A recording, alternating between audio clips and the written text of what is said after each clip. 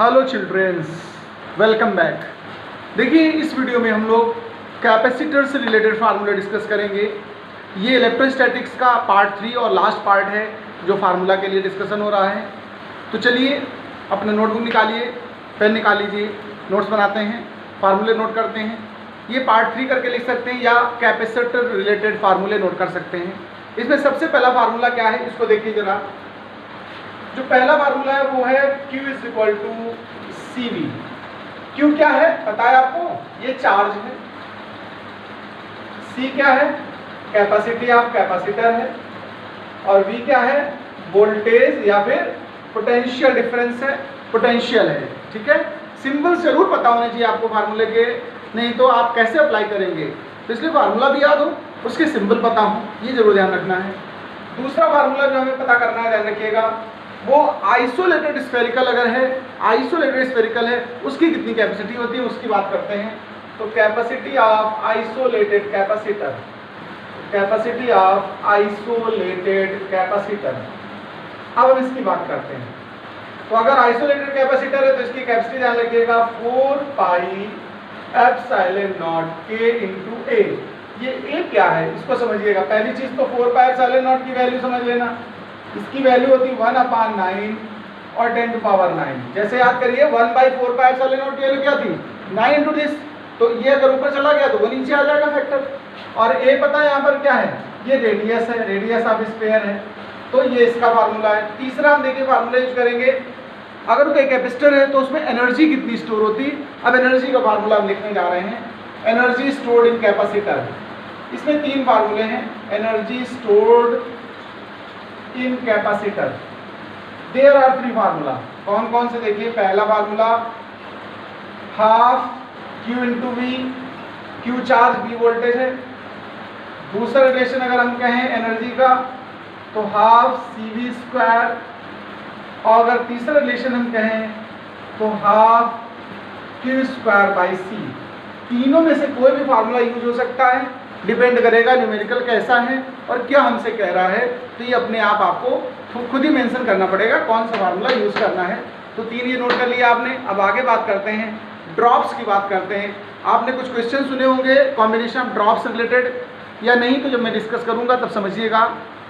देखिए ऐसे क्वेश्चंस आते हैं कुछ कि a big drop is sprinkles in 1000 small drops, then find out charge, density, potential, something, कुछ भी मांग सकते हैं। तो अगर कभी कोई ड्रॉप से रिलेटेड फार्मूला आता है, क्वेश्चन आता है, तो हमें क्या यूज़ करना है ये ध्यान रखिएगा। यानी उसमें करेंगे क्या, एक बड़ी ड्रॉप होगी, कुछ छोटी ड्रॉपलेट्स में उसे ब्रेक किया जाएगा, या कुछ छोटी ड्रॉपलेट्स को जोड़कर बड़ी ड्रॉप बनाई जाएगी। तो उसके लिए कुछ रिलेशंस हैं जो डायरेक्ट अगर आप यूज़ कर लेंगे तो बहुत कम टाइम में आप न्यूमेरिकल सॉल्व कर सकते हैं और ईजिली सॉल्व कर सकते हैं। तो चलिए हम ड्रॉप से रिलेटेड क्वेश्चंस के बारे में फार्मूला डिस्कस करने जा रहे हैं। अगला जो फार्मूला हम डिस्कस कर रहे हैं वो ड्रॉप से रिलेटेड है। कॉम्बिनेशन ऑफ ड्रॉप्स भी कह सकते हैं आप। अगला फार्मूला जो टॉपिक आ रहा है, कॉम्बिनेशन ऑफ ड्रॉप्स। ड्रॉप्स कहें, ड्रॉपलेट्स कहें, सब एक ही बात है। देखिए इसमें कुछ फैक्टर्स हैं, एक एक करके हम डिस्कस करेंगे। पहला फैक्टर सबसे पहले यहाँ पर लिखते हैं कैपेसिटी में रिलेशन और रेडियस में रिलेशन। ठीक है, तो हम सबसे पहले बात करते हैं चार्ज ऑफ बिग ड्रॉप। सबसे पहला point, charge of big drop. हम बिग ड्रॉप की चार्ज को ध्यान रखिएगा कैपिटल लेटर सिंबल यूज करेंगे, और जो स्मॉल लेटर है वो स्मॉल ड्रॉप्स के लिए रहेगा। तो अगर हम बिग ड्रॉप का अगर हम लोग चार्ज फाइंड कर रहे हैं तो कैपिटल Q सिंबल देंगे, और सपोज करिए स्मॉल n जो है वो नंबर ऑफ स्मॉल ड्रॉपलेट्स है, तो इसकी पावर 1/3 हो जाए। अच्छा, चार्ज हमेशा कंजर्व रहता है, तो जो कैपिटल Q होगा वो NQ होगा, यानी जितना स्मॉल ड्रॉप पे चार्ज है वो स्मॉल Q है, और टोटल ड्रॉप्स के नंबर से मल्टीप्लाई कर दे तो बड़ी ड्रॉप का चार्ज मिल जाएगा। दूसरा आर्टिकल जो इसका है वो देखिए जरा।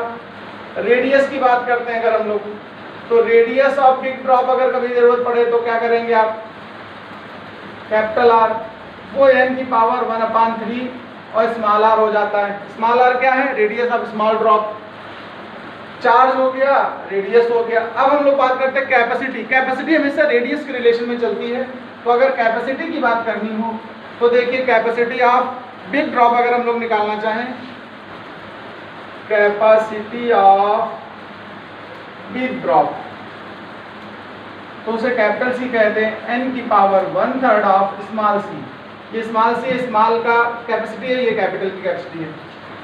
आप देखिए बिग ड्रॉप के लिए सब इधर जो रिलेशन है सब बिग ड्रॉप के लिए है, जो कैपिटल लेटर यूज कर रहा हूँ मैं वो सब बिग ड्रॉप के लिए यूज किए जा रहे हैं। अगले पॉइंट में पोटेंशियल की बात करते हैं। तो पोटेंशियल ऑफ बिग ड्रॉप अगर हम फाइंड करना चाहें, पोटेंशियल ऑफ बिग ड्रॉप, तो पोटेंशियल V होता है, तो फार्मूला होता है Q equal to C V. तो V equal to Q upon C. अगर बिग ड्रॉप का Q और बिग ड्रॉप का C यहाँ पर पुट कर दिया जाए तो Q बाई C रिलेशन बनेगा। अब बिग ड्रॉप का Q कितना है देखो, n स्मॉल q, और C कितना है, n की पावर 1/3 ऑफ स्मॉल c। तो यहाँ से जब फाइनली निकालेंगे n की पावर 2/3 बचेगा और ये Q बाई C होकर के क्या बन जाएगा, स्मॉल v।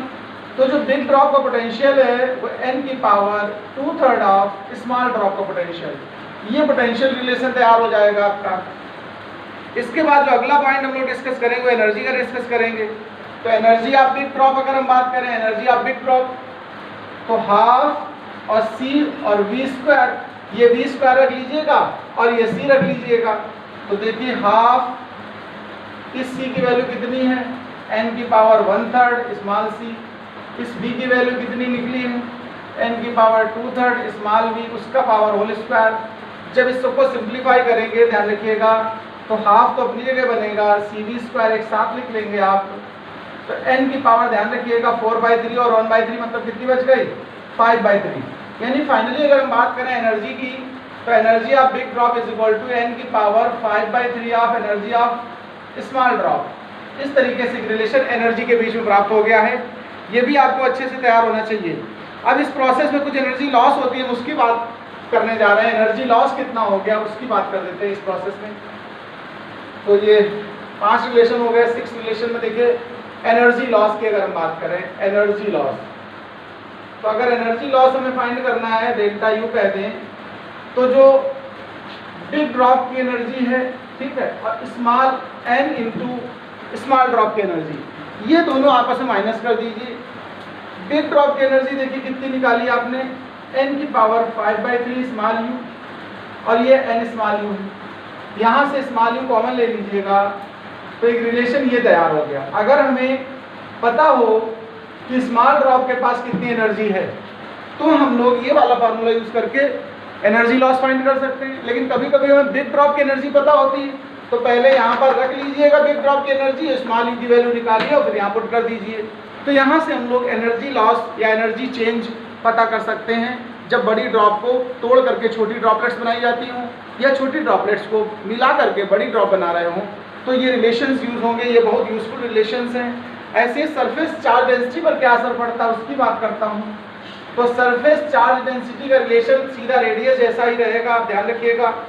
तो surface charge density of big drop, surface charge density of big drop, अगर मैं इसकी बात करूं तो चलो इसको सिग्मा डैश ले रहे हैं तो n की पावर 1/3 ऑफ सिग्मा। ये जो सिग्मा है वो स्मॉल ड्रॉप का है सरफेस चार्ज डेंसिटी और सिग्मा डैश बिग ड्रॉप के लिए यूज किया गया है। इसके बाद रिलेशन डिस्कस कर रहे हैं वो हम लोग रीडिस्ट्रीब्यूशन ऑफ चार्ज पे बात करेंगे। अगला 5th टॉपिक है रीडिस्ट्रीब्यूशन ऑफ चार्जेस।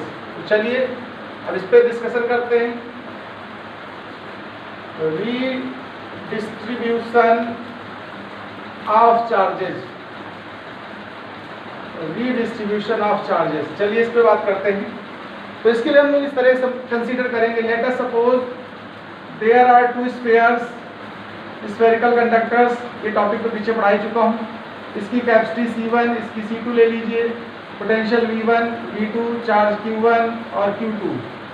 जब इनको इंटर करेक्ट कर दिया गया है तो नए चार्ज आ जाते हैं Q1 डैश और Q2 डैश। इनमें का रिलेशन क्या है तो सीधा सीधा ध्यान रखिए Q1 dash upon Q2 dash is equal to C1 upon C2 is equal to radius का रेशियो। एक रिलेशन ये आपको याद रखना है। यहीं से हम Q1 dash Q2 dash direct निकाल सकते हैं। तो इनका क्या रिलेशन बनेगा देखिए, Q1 dash is equal to R1 by R1 plus R2 into capital Q और Q2 डैश क्या होगा R2 upon R1 plus R2 into capital Q। ये कैपिटल Q क्या है इसको ध्यान रखिएगा, ये है Q1 प्लस Q2 या फिर टोटल चार्ज। ये तो कंजर्व रहता है ना, टोटल चार्ज कभी भी खत्म नहीं होगा, इसका उसमें चला जाए या उसका इसमें आ जाए, नेट चार्ज तो हमेशा वही रहेगा ना। तो ये रिलेशन से याद रखिएगा। अगला एक पॉइंट आता है कॉमन पोटेंशियल। क्या आता है भाई? Common potential. इसका क्या मतलब है, इसको जान लीजिए जरा। देखिए मैं आपको बता दूं, हमने यहाँ लेट किया है कि जो V1 है वो ग्रेटर है V2 से। तो जिसमें पोटेंशियल ज़्यादा होता है, चार्ज हमेशा उस वाले कंडक्टर से जिसमें कम होता है पोटेंशियल उसकी तरफ जाता है, और तब तक जाता है जब दोनों के पोटेंशियल इक्वल नहीं हो जाते हैं। तो जब इक्वल पोटेंशियल हो जाते हैं तो उसी को हम बोलते हैं कॉमन पोटेंशियल। तो वो कॉमन पोटेंशियल क्या होगा? देखिए कॉमन पोटेंशियल होता है टोटल चार्ज अपान टोटल कैपेसिटी।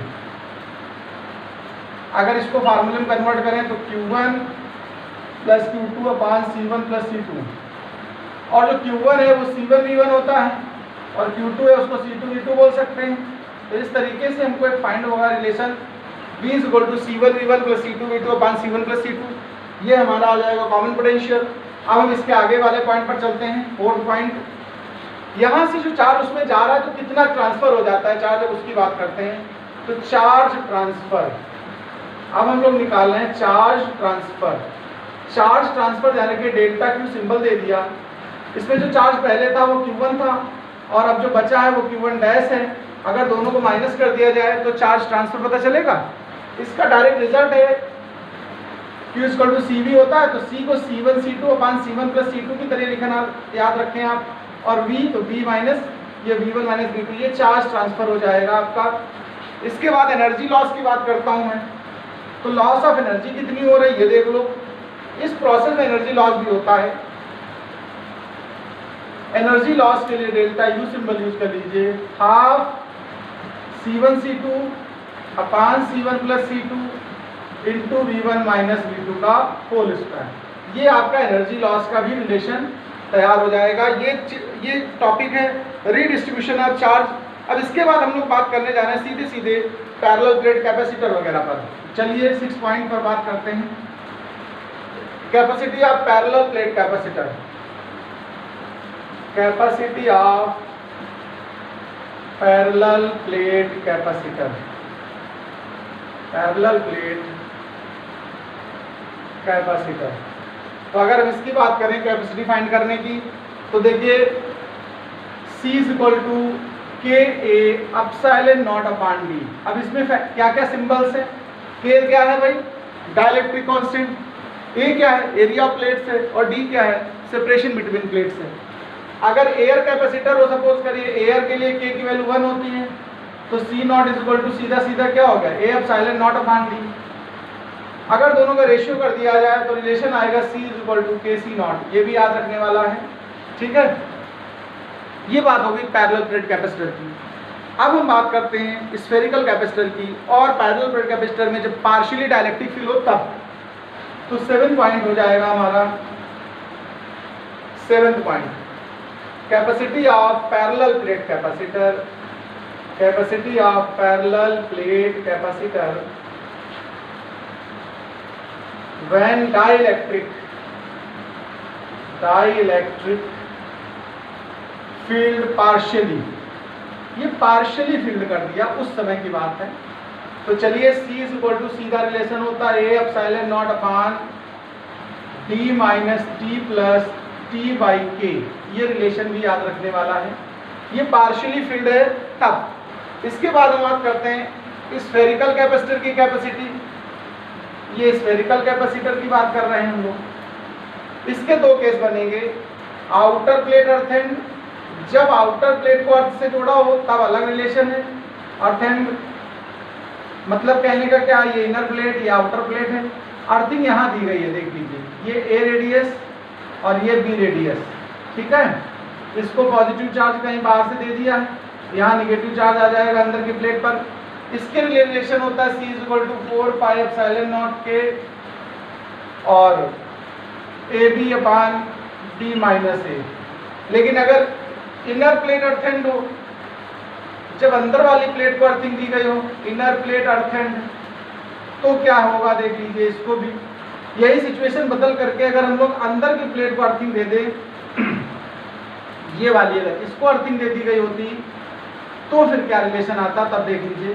तो ये रिलेशन तो रहेगा ही रहेगा 4 पाई एप्सिलॉन नॉट के A B upon B minus A, और साथ ही साथ बाहर वाला एक आइसोलेटेड कैपेसिटर की तरह बिहेव करेगा, ये रिजल्ट आएगा। ये जरूर ध्यान रखिएगा कि कौन सी प्लेट अर्थिंग से कनेक्ट है। अगर आउटर प्लेट कनेक्ट है तब तो सिंपल फार्मूला, अगर इनर प्लेट को कनेक्ट किया गया अर्थिंग से तो ध्यान रखिएगा कैपेसिटर का तो लगेगा ही, साथ में आइसोलेटेड को भी ऐड करेंगे, बाहर वाले को आइसोलेटेड मान लेंगे प्लस उसको भी करते हैं। इसके बाद सिलेंड्रिकल प्लेट की बात करते हैं 9 नंबर पर, सिलेंड्रिकल प्लेट कैपेसिटर। तो सिलेंड्रिकल प्लेट कैपेसिटर की कैपेसिटी कितनी होगी, देखो सिलेंड्रिकल प्लेट कैपेसिटर, ठीक है भाई। तो जब सिलेंड्रिकल प्लेट कैपेसिटर आप ले रहे हैं तो इसका फार्मूला थोड़ा सा अलग हो जाता है, 2 पाई एप्सिलॉन नॉट के और एल अपान लॉग, नेचुरल लॉग रहेगा ध्यान रखिएगा, बी अपान ए। इसी को जो नेचुरल लॉग है ध्यान रखना है, ये जो लॉग बेस ई है बी अपान ए, इसको कभी कभी एल भी लिखा मिलेगा आपको बुक्स में, तो आप कंफ्यूज ना होइएगा। ये सिलेंड्रिकल प्लेट कैपेसिटर की कैपेसिटी हो गई है। अब इसके बाद एक टॉपिक आता है, कभी कभी क्वेश्चन ऐसा आता है कि कोई बैटरी जो कैपेसिटर है उसको कनेक्ट किया गया है। अब जो टॉपिक डिस्कस कर रहे हैं जरा इसको समझ लीजिएगा। अगर कोई ऐसा न्यूमेरिकल आए कि एक पैरेलल प्लेट कैपेसिटर है, इसको किसी बैटरी से चार्ज किया गया है, उसके बाद उसके बीच में एक डाइलेक्ट्रिक रख दिया गया, तो नई कैपेसिटी कितनी होगी, नया चार्ज कितना होगा, नया वोल्टेज कितना होगा, ऐसे क्वेश्चन आता है। तो जब डाइलेक्ट्रिक बाद में भरा जाए कनेक्शन देने के बाद में तो कुछ फैक्टर्स बदल जाते हैं। इसको हम 2 पार्ट में सॉल्व करते हैं, 2 तरीके से क्वेश्चन आता है। एक बार कहेगा बैटरी कनेक्ट रहेगी और फिर डाइलेक्ट्रिक रखा गया, एक बार कहेगा थोड़ी देर चार्ज करने के बाद बैटरी हटा दी जाएगी और फिर डाइलेक्ट्रिक भरा जाएगा। तो दोनों को हम एक टेबल से समझाना चाहते हैं, इसको बहुत अच्छे से समझ लीजिएगा।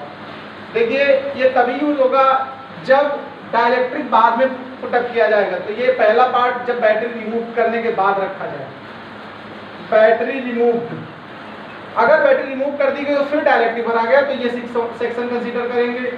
और बैटरी रिमेन्स अगर रहे, कनेक्टेड रहे और फिर डाइलेक्ट्रिक भरा जाए तो चलिए एक एक पहली प्रॉपर्टी एक एक चीज हम देखते हैं। सबसे पहले कैपेसिटी की बात करते हैं कि कैपेसिटी पे क्या असर पड़ता है अगर हम लोग डाइलेक्ट्रिक भरते हैं तो दोनों सिचुएशन में कैपेसिटी के टाइम्स बढ़ जाती है। केसी ले लीजिए, इसको भी सी डैश जो होगा वो केसी हो जाएगा, यानी चाहे बैटरी कनेक्ट रहे कैपेसिटर से या रिमूव कर दी जाए, अगर डाइलेक्ट्रिक भरेंगे तो दोनों सिचुएशन में उसकी कैपेसिटी बढ़ जाती है। कैपेसिटी के बाद हम बात करते हैं चार्ज की। तो अगर चार्ज की बात करें, अगर बैटरी रिमूव कर दी तो ध्यान रखिएगा चार्ज कंजर्व रहता है, तो क्यू डैश रहेगा क्यू के इक्वल। लेकिन अगर बैटरी कनेक्टेड है तो चार्ज कंजर्व नहीं रहेगा, चार्ज का अमाउंट बढ़ जाएगा और क्यू डैश हो जाएगा सीधा सीधा के क्यू, ये ध्यान रखिएगा। चार्ज के बाद हम पोटेंशियल की बात करते हैं, वोल्टेज की बात करते हैं। तो जो पोटेंशियल है इस सिचुएशन में ध्यान रखिएगा, नया पोटेंशियल जो है पुराने पोटेंशियल का 1/k टाइम्स हो जाता है, जबकि इस सिचुएशन में पोटेंशियल को कोई असर नहीं पड़ता क्योंकि बैटरी ऑलरेडी कनेक्ट है। ऐसे फील्ड की बात अगर हम करें, इलेक्ट्रिक फील्ड की बात करें, तो फील्ड पर भी यहाँ पर ये रिलेशन काम करता है और यहाँ पर भी ये रिलेशन काम करता है, मतलब सेम बना रहता है। एनर्जी की जरूर बात समझ लीजिएगा। एनर्जी दोनों सिचुएशन में बदल जाती है।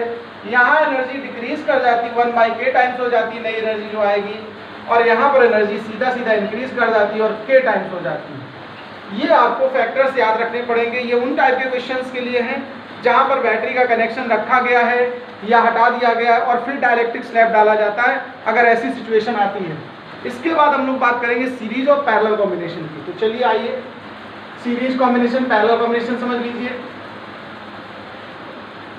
बहुत अच्छा टॉपिक चल रहा है, डिस्कस करते हैं। तो पहली सीरीज कॉम्बिनेशन, अगर सीरीज कॉम्बिनेशन है तो क्या करेंगे, तो इसमें ध्यान रखिएगा इक्विवेलेंट जो कैपेसिटी होती है अगर वो निकालनी है तो 1/C equivalent is equal to 1/C1 plus 1/C2 plus 1/C3। अगर n कैपेसिटर हो फॉर n आइडेंटिकल कैपेसिटर, अगर n आइडेंटिकल कैपेसिटर्स हैं तो क्या होगा, तो ध्यान रखिएगा जो C इक्विवेलेंट होता है वो C/n हो जाता है। और अगर कभी क्वेश्चन आए कि n आइडेंटिकल प्लेट्स हैं उनको सीरीज में कनेक्ट किया गया है, तो फॉर n प्लेट्स अलग अलग, ध्यान रखिए n कैपेसिटर अलग क्वेश्चन है, n प्लेट्स अगर हैं तो उनसे ध्यान रखिएगा n-1 कैपेसिटर बनेंगे। कितने बनेंगे? इतने कैपेसिटर बनते हैं। तो जो C इक्विवेलेंट होती है वो C/n-1 हो जाती है। ये चीज़ भी आपको ध्यान रखनी है।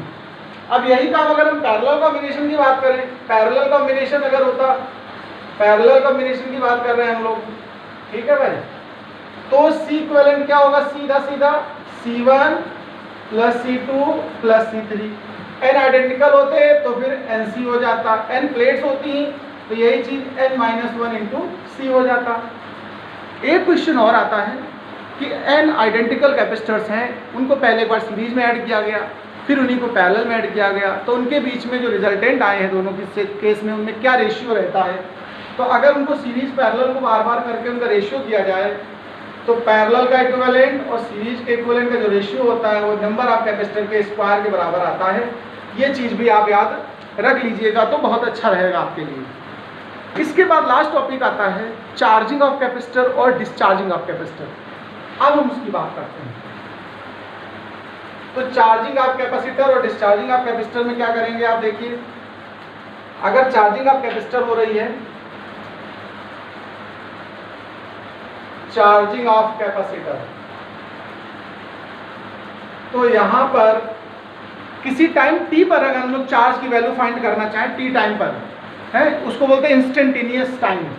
तो अगर इंस्टेंटेनियस टाइम पर चार्ज फाइंड करना चाहें q, तो वो जो मैक्सिमम चार्ज होता है Q0, उसके लिए रिलेशन इस तरह से बनेगा, ये रिलेशन आता है, ये चार्जिंग है। और अगर यही कैपेसिटर डिस्चार्ज हो रहा हो, डिस्चार्जिंग की सिचुएशन हो, तो रिलेशन थोड़ा बदल जाता है, सीधा सीधा ऐसे आता है। यहाँ पर एक और चीज़ ध्यान रखिएगा, ये जो RC है ये टाइम कांस्टेंट होता है। ये क्या होता है? Time constant. टाइम कांस्टेंट क्यों बोलते हैं इसको ये भी समझ लीजिए। इसकी अगर डायमेंशन फाइंड करें R और C की, तो टाइम की डायमेंशन आती है, इसीलिए इसकी वैल्यू होती है टाइम कांस्टेंट। चार्जिंग में ध्यान रखिएगा, ड्यूरिंग चार्जिंग टाइम कांस्टेंट। यहाँ पर अगर टाइम कांस्टेंट की वैल्यू पता करें तो 64% चार्जिंग होने के लिए जितना टाइम लगे वो टाइम कांस्टेंट है। अगर डिस्चार्जिंग में टाइम कांस्टेंट की बात करें तो 37% जितना डिस्चार्ज होने में 37% डिस्चार्ज होने में जो टाइम लेता है वो उसका टाइम कांस्टेंट होता है। चलिए इसे यहीं पर रखते हैं। यहाँ से आपका इलेक्ट्रोस्टैटिक्स पूरी तरह फार्मूला डिस्कशन हो चुका है। अब हम लोग अगले टॉपिक पे न्यूमेरिकल्स डिस्कस करेंगे। नमस्कार।